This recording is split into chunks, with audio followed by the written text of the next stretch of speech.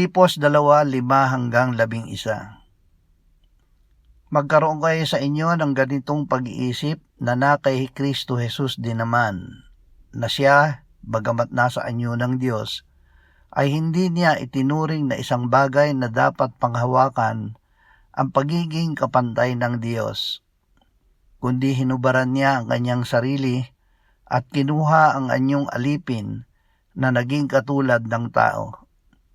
At palibhas ay natagpuan sa anyo ng tao, siya ay nagpakababa sa kanyang sarili at naging masunurin hanggang sa kamatayan, maging sa kamatayan man sa krus.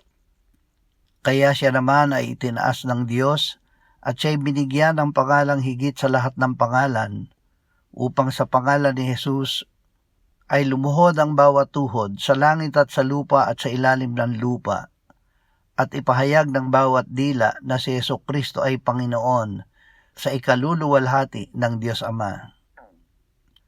Tanggapin ang kaligtasan.